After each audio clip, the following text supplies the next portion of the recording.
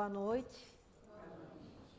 Sejam todos bem-vindos, né? Aqueles que estão retornando, que estão vindo a primeira vez, os que estão nas redes sociais. E nós estamos encerrando o mês de abril, que é um mês muito importante para essa doutrina tão consoladora, essa ciência verdade. E com isso, eu falei, vou levar um tema para a gente relembrar, né? Como tudo começou, os princípios básicos, até porque às vezes o tempo vai passando, a gente vai se envolvendo no dia a dia e acaba esquecendo, né? Então, o tema de hoje, doutrina espírita, princípios básicos. Eu optei, a doutrina espírita, na verdade assim, as manifestações espíritas começaram dia 31 de março de 1848 em Hydesville, na América do Norte, com as irmãs Fox. Mas eu não vou colocar esse ponto. Nós vamos já para a França, que começa em 1850, dois anos depois.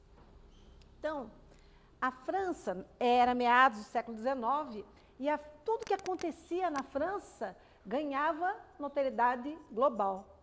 Porque lá estava acontecendo muita coisa, Revolução Industrial, Charles Darwin, pintores aparecendo, então era muitas inovações para a época. Então, tudo que acontecesse lá na França ganharia uma repercussão global.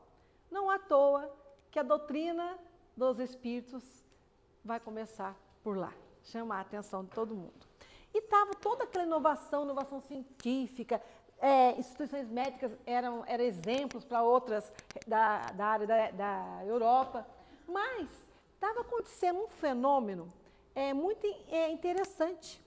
Estava chamando a atenção e ninguém conseguia explicar. Era um fenômeno que ele parecia uma brincadeira sem grandes consequências, mas estava ali do início que chamaria a atenção de um professor de ciência. E esse fenômeno foi ganhando grande popularidade, a ponto de que começou a acontecer em ateliês, em salão de festa, em qualquer reuniãozinha, as pessoas se reuniam em volta de uma mesa para fazê-la girar, para perguntar as coisas. E ficou conhecido como o fenômeno das mesas girantes. E esse fenômeno ganhou o noticiário. Então, as pessoas brincavam, vendo o meu criado mudo ou troco uma mesa falante. Tinha muito isso à época. E o senhor Carlotti era um amigo do professor Rivaio. Mas sabe aqueles amigos que a gente tem, que é um entusiasta? Fala, nossa, vocês viram aí o parque chegou, que parque maravilhoso, está aqui em Caçapava. Né? Ele sempre era assim. Nós temos um amigo assim, não tem? Vocês viram, chegou o McDonald's. O senhor Carlotti era assim. Então ele chegou para o professor Rivaio, você viu o que está acontecendo? Todo mundo se reunindo, é muito legal, a gente precisa ir lá ver. E o professor Rivaio era um cientista, olha para ele, falou assim, tudo bem, uma hora eu vou, uma hora eu apareço lá. E esse fenômeno está acontecendo a partir de 1850.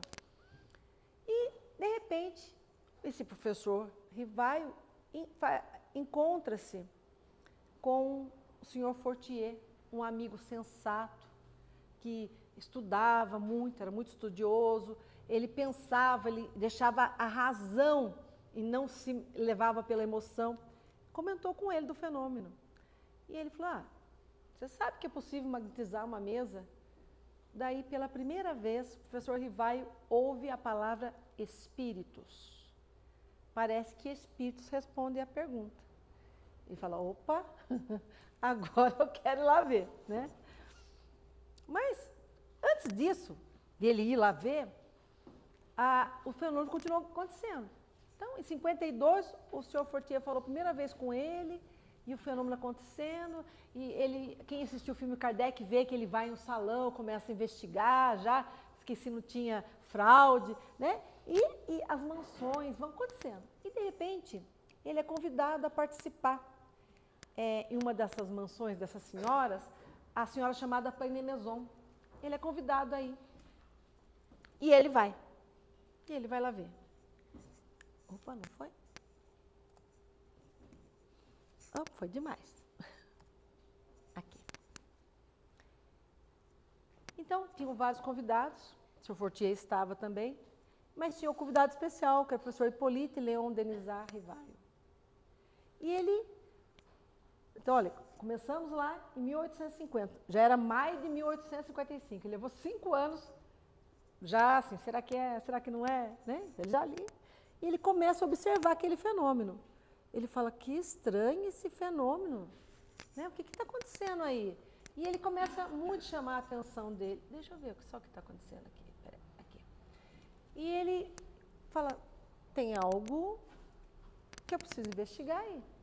E ele ficou intrigado, ele voltou para a residência dele, assim, mas assim, não é possível que eu vi. Porque ele percebeu que as mesas respondiam não só perguntas formuladas, mas também pensadas. Porque ele pensava, a mesa respondia. Então ali ele já começou a falar, não, alguma coisa aí tem. E ali ele saiu muito impressionado daquela reunião, mas muito impressionado mesmo. E aquilo despertou o desejo dele de investigar, porque ele era um cientista, ele era professor de ciências, né? Uma das matérias que ele dava, então ele era um cientista. Ele falou, preciso investigar. Tanto é que ele colocou lá no livro, na Obras Póstumas, que foi publicado depois dele, o texto é grande, mas eu peguei esse pedaço, opa, desculpa. Eu entrevia naquelas aparentes futilidades, no passatempo que fazendo aqueles fenômenos, qualquer coisa de sério. Como que a revelação de uma nova lei. E ele prometeu a si mesmo que iria investigar. Isso é um cientista. Opa, tem uma coisa diferente, né? E assim ele o fez. Então, toda terça-feira, em 1855, lá ele começou em agosto de 1855, toda terça ele estava na casa do senhor Baudin, que ele tinha 2 filhas, 14 e 16 anos, 2 jovens, médios, uma delas inconsciente, que psicografavam. E ele observava aquilo lá. Em 1856, ele também foi na casa do senhor Rostand. Então, ele estudava, ele ia religiosamente, vamos falar assim, nesse termo, ele ia toda terça lá, tá bom? Para tentar entender. E como um bom cientista, o que ele fazia? Ele observava elas escrevendo, lia o que elas escreviam, anotava. Ele observava tudo, como é que uma escrevia, como é que a outra escrevia, e ele anotava todas as respostas. E a gente está falando assim, mas Kardec não era médium, como é que ele sabia qual era a pergunta que tinha que fazer? Nós vamos ver mais à frente ali que todos nós temos a capacidade de comunicabilidade com o mundo espiritual. Kardec não era diferente. Então ele foi muito inspirado às perguntas que deveriam fazer. E ele fazia e anotava tudo. E, ao mesmo tempo, enquanto elas psicografavam, ele pegava aquelas psicografias, ele lia e falava, eu preciso revisar isso. Eu não tô assim, confortável só com essa resposta. Porque ele percebeu que os espíritos nada mais eram do que nós, como nós, fora da carne. Então, alguns tinham mais conhecimento, outros menos conhecimento. E ele falou assim, então, eu preciso revisar tudo isso. E começou a fazer isso, revisar, comparar uma carta com outra. Por que uma carta com outra? Porque eles falam que foi uma invasão, como é que eles falam? Uma invasão espiritual, né? Organizada. Os espíritos se organizaram e começaram vários médiuns a psicografar. E mandar a carta para Kardec, dali que sabia que estava pesquisando. Antes não era no mundo inteiro, era naquela região ali. Então, a Júlia, de 14 anos, e a Caroline Baudin, de 16, elas psicografaram quase que integralmente as 501 questões de O Livro dos Espíritos. Que foi a primeira edição, ela tinha 501 questões. Então, elas fizeram isso. E como eu falei para vocês, Kardec, como cientista, ele sentia a necessidade de revisar. Ele disse, não, eu preciso revisar cada questão, porque eu coloquei lá, mas eu preciso revisar. Eu preciso achar um método. Então, para a segunda parte, que alguns livros do Espírito têm 1018 questões e alguns 1019, é só uma questão de que pulou um número, tá, gente, na hora de fazer uma edição. Ele, além de outras médias, mas principalmente a senhorita Ruth Jafé, de 20 anos, Quando ela chegou para ele, ela já tinha mais de 50 cadernos psicografados. Mais de 50 cadernos psicografados. E ele assim falou, nossa, com questões que as duas tinham feito. Ele falou, mas como é que pode? Eles não tinham contato, e a mesma coisa. Então, aquele espírito dele foi só aumentando de pesquisar, né? Então, ele falou, precisa agora, como todo cientista, achar um meio de validar isso. De que não haja erro, sabe? Como um método científico. Então, ele ficou pensando, como é que eu vou validar as mensagens desses espíritos? E foi assim que ele começou a pensar. Eu preciso submeter todas as psicografias ao crivo da razão. Por quê? Porque ele precisava manter o conteúdo doutrinário. Ele não podia deixar restrito a uma única autoridade espiritual. Então, o que ele fazia? Nem a um único médium. O que ele fazia? Ele começava a comparar as cartas que chegavam. Quem é Deus? Perguntava para um, sem as médios saber, perguntava para outro. E nesse inteirinho, sem ele enviar questões para médios, o que é Deus, os médios começaram a enviar carta para ele de todo quanto é lugar, respondendo o que era Deus. Ele falou, nossa, mas são perguntas, respostas muito semelhantes. Porque cada um vai dar o sentido, né, o cerne do que é Deus, mas cada um com as suas palavras. Mas ele percebia que era a mesma coisa. Ele falou, opa, tá aí. Então eu tenho que usar o crivo da razão. O outro, como cientista, ele foi usar a que a gente chama método teórico experimental das ciências naturais. O que era isso? Ele cruzava as respostas dadas, tá? Tanto por diversos espíritos, por diversos médios. E com isso, cruzando as respostas, ele começou a fazer. Então, ele usava o crivo da razão, isso tá coerente. E cruzando as respostas. E essa validação ficou conhecida dentro da doutrina espírita como o controle universal dos ensinos dos espíritos. Para vocês terem uma ideia, ele passou na revisão do Livro dos Espíritos a esse controle universal. Então a gente sabe que ali tem 1018 ou 1019 questões com as suas respostas que foram validadas. E ele, nesse inteirinho, ele já tinha feito a revista espírita. Lá era o grande laboratório de Kardec. Todas as cartas que chegavam, ele colocava lá. Refutação das respostas, ele colocava tudo. Então, na verdade, a revista espírita não passou pelo CUE, pelo controle universal. Mas ela é uma obra que precisa, são várias, né, revistas que precisam ser estudadas. Porque lá tem o crivo da razão. Ele só não validou como ele fez com o Livro dos Espíritos. Porque ele percebeu que era uma ciência nova. Por isso que a doutrina é conhecida como ciência. E, gente, só 20 meses de muita perseverança, de muita atenção, de muita dedicação, de muito amor, só 20 meses. Da primeira reunião na casa da senhora Paulina Maison, em 18 de abril de 1857, ele publica a primeira obra da doutrina espírita, o Livro dos Espíritos, e assume o nome de Allan Kardec, que é um nome que ele soube que ele teve em uma outra encarnação anterior, uma das encarnações anteriores dele. Ele assume o nome de Allan Kardec. Por que ele assumiu o nome de Allan Kardec, já que ele era um professor reconhecido, que escrevia vários livros? Justamente para que as pessoas não fossem inclinadas a ler pelo conhecimento que já tinham das obras dele. Então, ele queria que fosse desenvolvida uma nova, uma esperança dele, assim, as pessoas leiam, busquem pelo conhecimento, sabe? Entender, não porque é o professor Rivaio que escreveu, mas porque é um novo escritor, Allan Kardec, tá? E aí surgiu. Por isso que 18 de abril é tão importante para nós, porque é a promessa de Jesus chegando até nós. O Consolador vinha a lume. E o mais interessante disso tudo, que a doutrina, ela é uma ciência, né, uma filosofia com bases científicas, mas tem consequências morais, porque ela melhora a gente. Se a gente seguir certinho, se a gente seguir as orientações de Jesus, nós vamos tornar pessoas melhores. E é por isso disso. E ela tem 3 aspectos. Um deles é o filosófico. O filosófico, o que ele oferece? Ele indaga e traz respostas de onde eu vim, quem eu sou, para onde eu vou. E toda a parte filosófica, que é da indagação, está dentro do Livro dos Espíritos. Ele também, nessa tríplice aspecto, ele tem um aspecto científico. Ele vem explicar as leis da natureza, as leis naturais. Ele vem explicar para a gente, compreender os fenômenos. Não existe milagre. Então ele começa a mostrar que não existe um magnífico milagre, como Jesus falava. Né? Ele começa a mostrar leis de vibração, de manipulação de fluidos.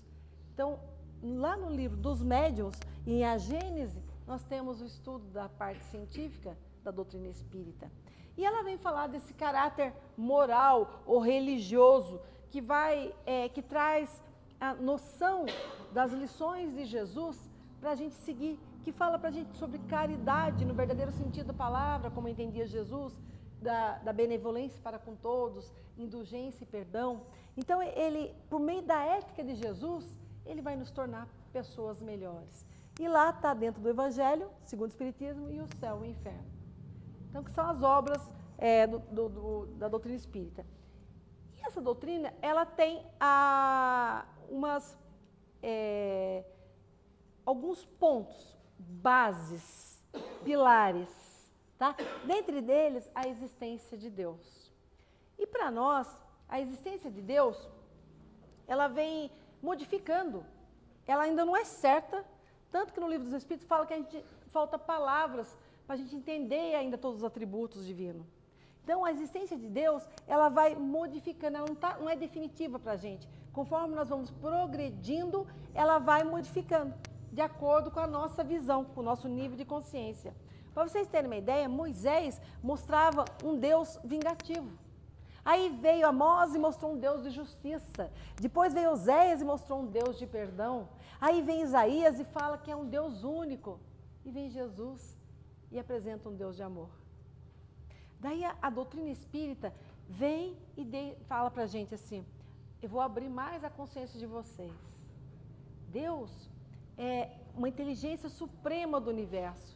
Causa primária de todas as coisas. E ele tem vários atributos. Entre eles, ele é onipresente. Outro atributo, ele é onisciente. Ele é onipotente. Então, ele é onipresente, ele está aqui nesse momento. Ele é onisciente, ele sabe o que está passando conosco, naquele nosso íntimo. Que muitas vezes nós vamos para a casa espírita ou para qualquer outra religião com uma dor emocional que só a gente sabe. A gente vai lá buscar consolo, vai buscar no passe para se fortalecer e Deus sabe disso, porque Ele é onisciente, e Ele é onipotente, Ele pode mudar a nossa situação a qualquer momento. Então, se Ele é onisciente, onipotente, onipresente, Ele é soberanamente bom e justo, por que Ele não muda a nossa situação? Se Deus que Jesus nos apresentou, não é aquele Deus vingativo de Moisés, mas é um Deus de amor. Por que Ele não muda? Se Deus permite que passemos por alguma situação, algum objetivo deve ter. Porque se tem alguém que não erra, é Deus. Só que, por vezes, a nossa compreensão ela é muito limitada. A gente não compreende o que Deus quer que a gente aprenda com a situação que a gente está passando. E às vezes a situação ela se repete, você passa, daqui a pouco você passa de novo. Você fala, nossa, de novo isso, mas de novo isso. Né? Mas por quê? Se Ele é soberanamente bom e justo, por que Ele deixa eu sofrer? Porque a gente precisa compreender que existe um ponto de vista. E o Evangelho segundo o Espiritismo é o único Evangelho que tem um ponto de vista, que é o ponto de vista dos Espíritos. E o ponto de vista é a vista de um ponto. Quando eu vejo que a dor, a aflição, o sofrimento está me visitando, ela trata-se, que a minha visão dizendo que trata-se de um processo punitivo, eu estou no Deus de Moisés. Mas quando eu compreendo que a aflição, o sofrimento é um processo educativo, que Deus permite que eu passe, porque Ele é tão amoroso, tão bom, tão justo, que Jesus falou assim, Deus não põe peso em ombros frágeis. Então, se nós estamos passando por alguma situação que parece que está difícil, não é, porque o ombro não é frágil, Jesus já falou isso. Ele não põe peso em ombros frágeis. Então, se está difícil para a gente aguentar, provavelmente nós estamos com o ponto de vista de punição. E Deus não pune. Eu até brinco assim, que Deus castiga. Aprendi aqui com o Marcos. Deus castiga. Castiga, mas no sentido de nos tornar castos, puros. Por isso que o processo é educativo não é de punição. Deus não é sádico, não quer ver nenhum. Ele não faz nenhum de nós somos criados para falir. Nós somos criados para vencer, para a felicidade. Então a doutrina espírita trouxe esse Deus para a gente.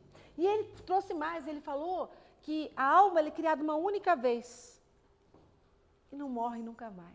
Nós somos imortais. Ele traz como segundo pilar a imortalidade da alma. Então, quando nós estamos aqui na carne, nós temos o espírito, nós somos o espírito, nós temos perispírito. Então, o espírito, a inteligência é o ser supremo, né? O princípio inteligente.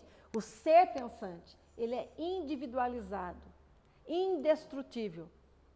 Com a morte do corpo físico, o espírito não vai morrer, tá? Porque ele é imortal. Nós temos o perispírito. Tá? O que é o perispírito? É um corpo fluídico do espírito. Ele é o quê? Semimaterial. Por que ele é semimaterial? Porque ele faz essa interface entre o corpo físico e o espírito. Tá? Ele possui várias propriedades. Quais são as propriedades? Capítulo 14 da Gênesis. Vocês podem ir lá depois estudar. Se acaso fornecer, vai aprender aqui, capítulo 14 da Gênesis. Tem todas as propriedades do perispírito. E o corpo físico? O corpo físico, ele é perecível. Ele dura 70, 80, 90 anos, alguns meses, 5, 6 anos. Então, quando o corpo físico perece, né, o que acontece? Quando o corpo físico perece, permanece o espírito e o perispírito. E só para a gente compreender, Allan Kardec usa o termo alma, que é espírito, para dizer a alma, que significa o quê? Que eu estou encarnado. Porque quando meu corpo físico morre, alma, passa a ser chamado de espírito, porque eu estou na erraticidade. Então é só isso, alma e espírito é a mesma coisa. Só que alma quando eu estou ainda encarnado, tá bom? E então o que a gente tem que gravar aqui, né? Que o ser humano é um espírito encarnado temporariamente em uma experiência material, num corpo material, é temporário.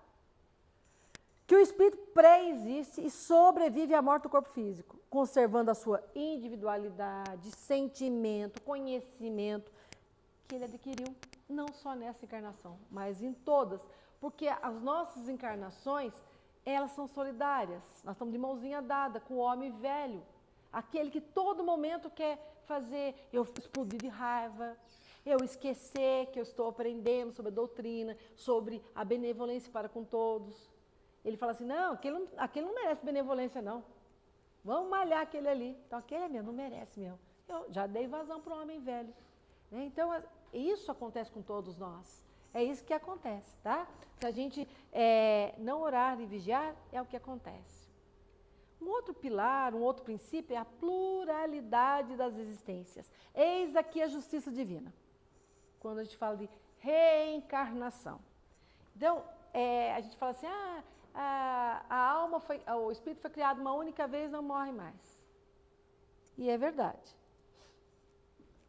Cada vez que a gente vem aqui, nós espíritos, vamos assumir um corpo. Cada hora é um corpo. Eu preciso aprender isso, preciso aprender aquilo.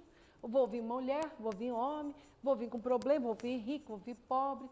E a gente fala assim, como eu queria ser milionário, não ter problema nenhum. E a gente aprende que a prova mais difícil que tem é a prova da riqueza. E a gente ainda insiste em querer ser rico. Então, tem um depoimento de uma condessa, se não me falha a memória, que ela fala que ela já poderia já tinha um propósito para ela, vamos reencarnar como rica. E ela recusou até a hora que ela percebeu que ela não ia falir. E a gente fala, não, eu quero eu vou ajudar todo mundo. Se eu for ganhar aqui na loteria, eu vou abrir uma ONG, eu vou ser voluntário. Né? E daí a gente esquece que Jesus falou do óbolo da viúva. A gente não precisa ter milhões para fazer a caridade, ser útil ao próximo. Tanto é verdade, e quando ele fala da lei do trabalho, ele fala que trabalho é qualquer ocupação útil. Às vezes eu estou numa cama, não consigo me mover, eu até escuto, mas não consigo interagir. E se eu lançar uma prece todo dia para um irmão, ou para aquele que está me ajudando, me alimentando, me dando banho, eu já estou trabalhando, é uma ocupação útil. Né? Então, a cada encarnação nós vamos assumindo isso. E para... Meu Enter não está indo, peraí. Aqui. E para alcançar a perfeição relativa, porque a perfeição absoluta só Deus, a gente vai ter que ir trocando as experiências. Ah, não quero mais reencarnar. Não. A lei natural diz que é de evolução. Ninguém retrógrado. Nós só vamos evoluindo. E para evoluir precisa reencarnar. Porque a gente vai tendo as oportunidades de aprendizado. Mas no mundo espiritual não evolui? Claro que evolui. Mas é aqui. Sabe, a gente vivendo todas as leis naturais, lei de sociedade, lei de trabalho, lei de causa e efeito, que a gente vai progredindo mais. Né? Então, ali, quando a gente está na carne, o nosso processo de aprendizado intelecto-moral vai melhorando muito, porque chega um momento que a gente estudou, que a gente aprendeu tanto, ali que parece que falta algo. Daí a gente busca a questão moral, porque a última asa que a gente brinca para nosso avô é a asa da moral. E a gente pode ir indo junto, mas a gente vai deixando. Às vezes eu escuto assim, ah não, aí para a religião é coisa de velho. Quando eu estiver aposentado eu vou. Às vezes desencarna antes da aposentadoria. Né? Daí os espíritos falam que a dor maior que tem quando você chega na espiritualidade é descobrir o tempo que a gente perdeu aqui. Veio para a oportunidade, eu falo assim, ah não, isso aqui eu não dou conta não, vou deixar para outra encarnação. Eu nem tento. A gente acha que nova encarnação é assim, eu vou lá, igual o McDonald's, no painel lá, sai já o pedidinho para nova encarnação. E não é assim. Eu vou precisar combinar com todos aqueles afetos, mas principalmente com os desafetos. Você me aceita nascer no seu lar? Você aceita ser meu marido, minha esposa, meu filho? E eu não acho um que precisa reencarnar. Ó, onde está? Está aí, procure. Né? Então a gente não tem noção quando a gente fala isso. Porque quando a gente vem para cá, uma multidão de espíritos familiares que estão na espiritualidade torcem pela gente, inspiram a gente. Quando a gente fala assim, não dou conta, vou deixar para outra encarnação, eles choram. Porque os espíritos dizem que domar uma má inclinação não é difícil, é mínimo esforço. E o que falta na maioria das vezes é vontade. E vontade é uma potência da nossa alma. Assim como o pensamento, o livre-arbítrio, consciência, o amor e a dor. A dor é uma potência da alma, porque quando nós estamos em processo de dor, nós fazemos as melhores orações. Nós prometemos e comprometemos em evoluir, em progredir, em melhorar. Só para ficar livre da dor. Não é? Então ela é uma potência da nossa alma. Bom, então a reencarnação é o quê? Um mecanismo de justiça divina. Porque se ela não existisse, todo o progresso que a gente já fez, vocês imaginam assim, ó, nós saímos lá do uga-uga de bater o tacape na cabeça do bicho para comer e arrastar um pelo cabelo, matar um leão, descobrir a roda, vai indo, e desencarna, vai nascer de novo o corpo com o espírito. Pronto. Continua tendo progresso? Nós teríamos tecnologia que a gente tem hoje? Não, porque começa tudo de novo. Eu no tacape, tudo não nasceu, não é primitivo de novo? Então, isso mostra que, por vezes, a gente vê pessoas que sofrem, mas calada, não reclama, fala, nossa, aquela pessoa tão boa, só faz caridade, só sofre. É porque o ombro dela, nessa encarnação, aguenta receber as prestações do carnê da Casa Bahia que a gente faz aí, né? Com as nossas sandices por vezes, né? E o outro princípio é a pluralidade dos mundos habitados. Então, lá no Livro dos Espíritos, eles comentam assim, a gente seria inocente, né? Ingênuo de achar que Deus fez um universo com um monte de galáxias e planetas e só o nosso que teria moradores. Então, a gente acha isso, né? Mas não é isso que acontece, né? O universo, ele é infinito. É a casa do Pai. Por isso que Jesus falou, na casa do Pai há muitas moradas, né? E nem todas as encarnações vão acontecer aqui na Terra. Nem todas, tá? Existem mundos que são superiores ao nosso e outros que são inferiores ao nosso. E quando a gente vai evoluindo, nós vamos poder conhecer. A própria planeta Terra está passando para um mundo de regeneração, né? E está saindo de expiações, provas de expiações para um de regeneração. Então, nós antigamente, aí, uns tempos atrás, éramos primitivos, gente. Nós estamos na segunda parte da escala ainda, de mundos. E para a gente falar da comunicabilidade dos espíritos. Lembra do Kardec? Que ele sabia as perguntas que tinha que fazer? A gente descobre no Livro dos Médiuns que os espíritos influenciam em nossa vida muito mais do que a gente imagina. Que de ordinário são eles que nos dirigem. Mas como assim? Ué, eu não tenho um anjo protetor, um espírito protetor, um espírito que vem me acompanhar, me orientar? E ele está ali falando conosco. Mas eu não escuto, Cláudio. Você que não está escutando, está achando que não está. Mas quando a gente dorme, a gente entra em contato. E às vezes estão falando aqui. Você fala assim, nossa, que ideia maravilhosa que eu tive. Não foi ideia nossa. Foi o Espírito que falou conosco. Vai por aqui, faz lá. Então eles vão influenciar a gente beber, a gente mudar de rumo, a gente vir para casa espírita. Fala assim, nossa, deu uma vontade de ir lá para o centro. Ah, hoje eu não vou não, estou cansado. Lembra do pica-pau? Uma analogia que ele tinha um pica-pau que era um diabinho, um anjinho. E falava, não vai mesmo, descansa, está cansado, trabalhou o dia inteiro. Daí o anjinho falava, que isso, vai lá, você precisa se preparar. Então, parece uma brincadeira, mas exatamente acontece conosco. E pela lei de sintonia e de vibração, nós vamos encontrar aquele que dá, que a gente se afiniza. Então, quando a gente fala assim, eu fiz isso, eu xinguei todo o grupo da família, lá no WhatsApp, porque eu estava sob a influência do irmãozinho inferior. Então, eu não estava em mim, foi o irmãozinho inferior que fez eu fazer aquilo. Né? Virou um abrigo o grupo do WhatsApp da família. E você só fala, meu Deus, foi uma palavra que eu falei. Aí a gente aprende que espírito inferior não influencia espírito superior. Então, quando eu falo que eu superior, né, de acordo com a proporção, que o espírito inferior não. Quem me influenciou foi o espírito que vibra na mesma sintonia. Então, já pode cair de... essa desculpa não vai ter mais, tá? Então, os espíritos, em diferentes graus, eles podem, em diferente grau de evolução, eles podem se comunicar conosco.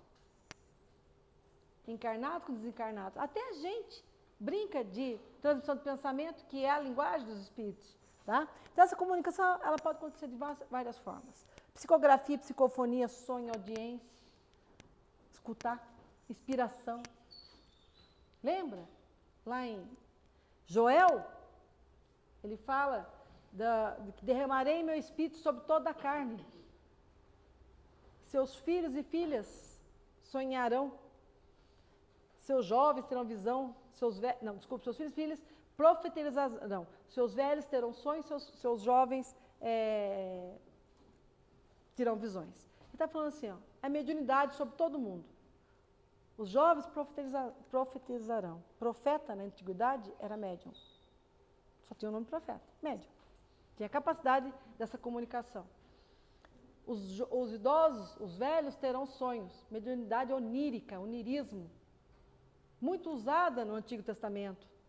Maria sonhou, José sonhou. O faraó chamavam para interpretar sonho. Né? E os jovens terão visões. Quando ele fala dos jovens, ele fala das crianças. Quem aqui já não viu uma criança falar do amiguinho invisível? Ah, esse aqui é meu amiguinho. Ah, vem aqui. Ele está falando que alguns, não é todo mundo. Então, mediunidade é uma faculdade inerente a todo ser humano. Todo. Então, todos nós podemos servir de intermediários. Então, tem que tomar cuidado com que a gente sintoniza logo de manhã. Tá? E as comunicações entre encarnados e desencarnados podem ser ocultas, que é aquele que nem percebe, ou ostensivas. Então, médium, todos nós somos, mas no sentido, na acepção A ampla, todos nós estamos aptos ao quê? A receber a influência dos espíritos. Todos nós. E no sentido restrito, o Allan Kardec, ele fala que médium ostensivo é aquele que sente essa interferência. É aquele que fala, ai, parece que passou alguém aqui, ai, deu arrepio. Eu falo, o quê? Parece que alguém falou comigo. Nossa, eu sonhei um negócio e aconteceu. Isso é o médium, tá? No sentido restrito, médium ostensivo. E a ostensividade, ela tem vários graus, tá? Chico, ele tinha ao ponto, ele é tão ostensivo a mediunidade dele, que ele entrava no ônibus, ele não sentava, porque ele não sabia se era encarnado ou desencarnado. Daí a pessoa falou, o senhor não vai sentar? Ah, vou. Daí ele sentava. Ele viu o espírito sentado e não sentava. Ele tinha essa dificuldade, né? Então, mediunidade, vamos gravar isso, gente, não é um privilégio de poucos, mas é uma capacidade natural que se desenvolve de maneiras diferentes em cada indivíduo. A cada encarnação, a mediunidade vai estar cada vez mais desenvolvida. Tá? Então, é uma faculdade como de ver. Eu preciso do óculos, eu não enxergo sem o óculos. Muitos de vocês enxergam sem óculos. De ouvir, de falar. Alguns usam a boca para maldizer, para fofocar. Outros dizem para bem dizer. Então, o uso que nós fazemos é que vai nos ajudar. Ou não. Porque a gente vê médium que faz maldade. Então, a moralidade, né? Então, o bom uso da mediunidade está intrinsecamente ligado à moralidade do médium e deve ser praticada com seriedade. Então, o médium tem que trabalhar com seriedade, sem interesse, total desinteresse, com o objetivo do quê? De auxiliar o próximo e promover o bem. E é engraçado que o médium, ele vai para o trabalho mediúnico, ele fala assim, nossa, hoje um monte de espírito de comunicação, como eu ajudei naquele trabalho. Aí vem Emmanuel e fala assim, médium ostensivo é aquele que está falhando há várias encarnações. A gente traz eles ostensivo para ele sentir o que os espíritos vêm passar. Então, se a gente acha que a gente está ajudando, nós estamos sendo ajudados. Então, mudar também esse conceito. Está chovendo.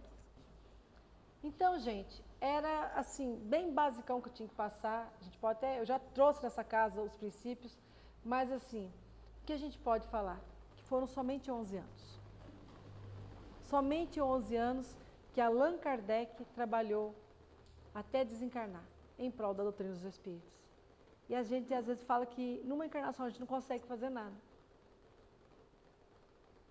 E se a gente falar de Saulo, que numa encarnação saiu de perseguidor de cristão para um doutor da lei, perseguidor de cristão, para um apóstolo gentil, divulgador da doutrina.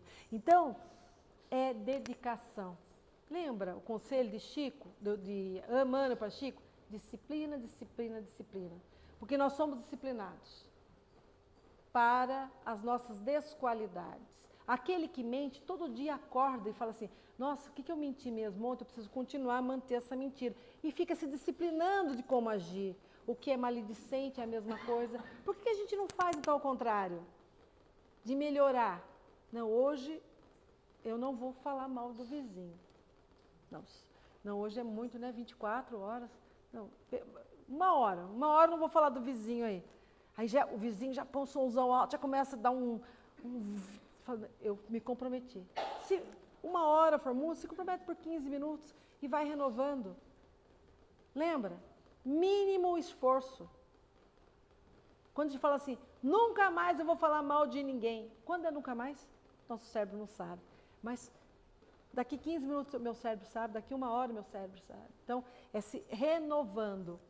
E, para a gente encerrar, a doutrina, ela oferece o quê? Uma visão abrangente da existência baseada na razão.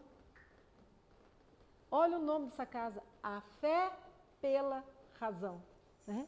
Na ciência e também na fé raciocinada. Então, gente, a gente precisa lembrar que nós temos um prêmio em nossa mão. É uma maravilha a doutrina espírita, né? E os seus princípios, ela vai nos convidar, a partir de hoje e sempre, a refletirmos. Primeiro, sobre a nossa natureza espiritual. Se eu realmente me vejo como espírito mortal, se eu me vejo como espírito mortal, eu não faço planos para daqui 10 anos. Eu falo, não, vou estudar. Não vou estudar porque eu estou muito velho. Sou imortal. Né? Segundo, nosso propósito de vida. Por que eu estou aqui? Estou a passeio? Por que Deus quer que eu passe? O que Ele quer que eu aprenda? Tá? A importância da prática do bem para o que? O nosso próprio progresso. A caridade que a gente faz é para o nosso próprio progresso, nós não estamos fazendo para o outro. É lógico que o outro está sendo beneficiado, mas nós também, muito mais. E o quê? Quando a gente trabalha com amor, lembrando da lei de amor, de justiça, de caridade, nós estamos auxiliando na harmonia do universo.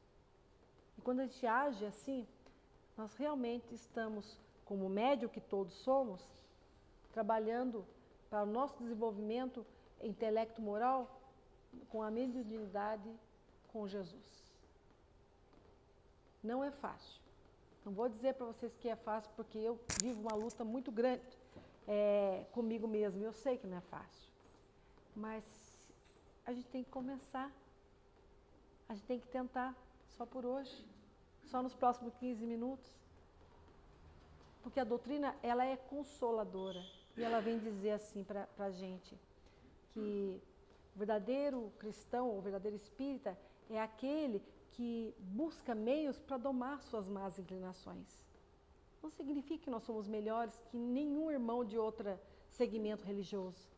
Significa que nós temos um conhecimento que eles talvez ainda não tenham, por enquanto, mas terão muito em breve. E que esse conhecimento nos dá responsabilidade. Se a gente cometer a mesma ato falho que eles, por não terem conhecimento, o peso da lei de causa e efeito será menor para eles.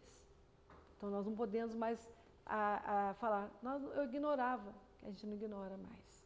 Então a gente lembrar disso, que aqui é uma casa que é o Consolador prometido. É aqui que vocês vão encontrar apoio, amor. E se Deus está aqui nesse momento, a gente realmente colocar o nosso sentimento no coração, no colo dele e dizer, Pai, está difícil, mas eu sei que eu não estou só, porque Jesus falou isso, nenhum de nós estaríamos sozinhos. Então me ajuda. E vocês vão ver que alguém vem e fala uma frase motivadora, outro passa, você viu esse vídeo? Você viu esse filme espírita? Você escutou esse louvor? Você ouve e você se preenche do amor do Cristo. Essa é a proposta. Nós nos enchermos do amor do Cristo, a ponto de transbordar para o nosso próximo. Que a paz do Cristo esteja com todos, que retornemos ao nosso lar com muita segurança e com muito amor e afeto. Obrigada pela atenção.